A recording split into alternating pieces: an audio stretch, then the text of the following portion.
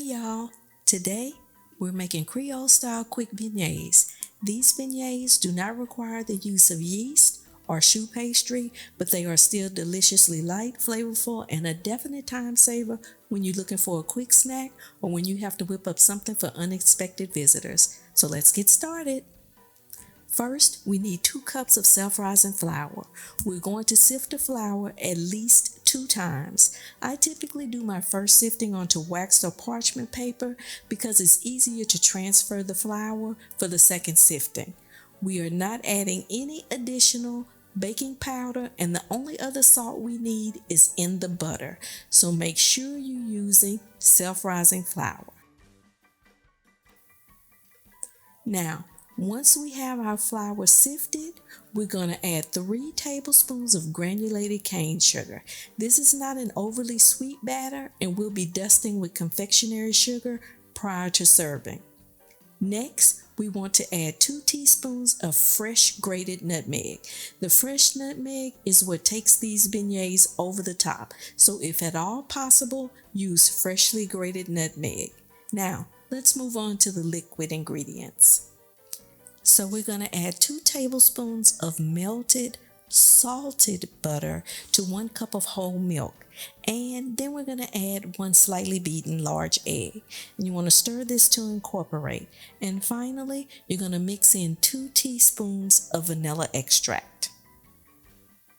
Next, you want to add the wet ingredients to the dry ingredients, and we're going to use a spatula or utensil of your choice to combine. Now, it's going to take you about 2 to 3 minutes of stirring to get the batter to the texture that we need for these beignets. The batter is going to end up between the texture and consistency of cake batter and bread dough. It should be thicker than pound cake batter, but not as formed as bread dough. The batter should be thick to the point that it pulls away from the sides of the bowl like a very soft, sticky bread dough.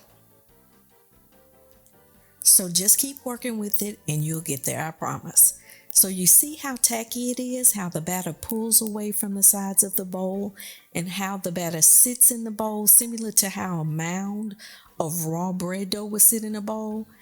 That's what you're looking for. Cover the bowl with plastic wrap and refrigerate for at least 30 minutes. This dough can stay in the fridge for up to 24 hours before you need to use it. Now, authentic beignets are fried in cottonseed oil, so if you're not able to get cottonseed oil, then vegetable oil is the next best thing. You want about 3 inches of oil heated to 350 degrees. Use a 1-ounce scoop for portioning. Dip your scoop into the hot oil, and this will help the beignets release easier. Then you want to drop the beignet balls one at a time into the hot oil. Just like the regular choux pastry beignets at Café Du Monde, the batter will initially sink to the bottom, then float to the top. Give it a few seconds between drops.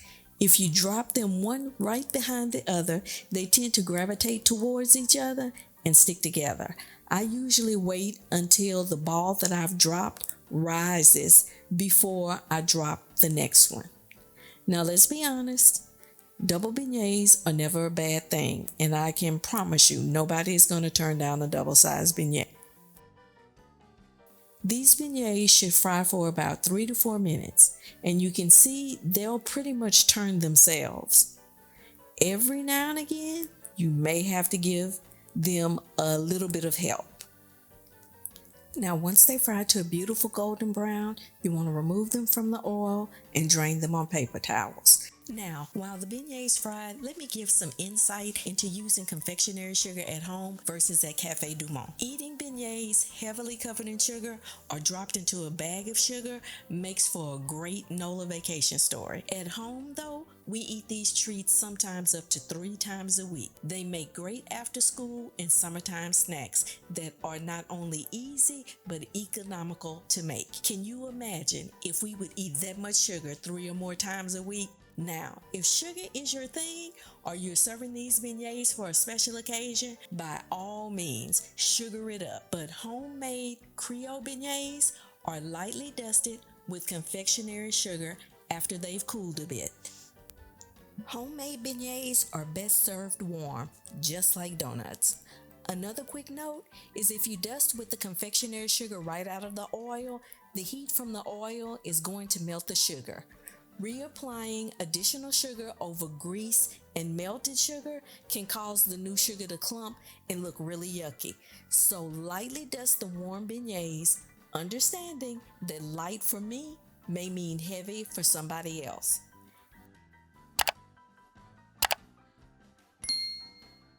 And there you have it, Creole style quick beignets. Golden balls of light and fluffy goodness that make perfect treats any time of the year. And you don't have to come all the way to NOLA to get them. And remember, when you mix a little bit of Creole with a little bit of Cajun, that's good eating. See y'all next time.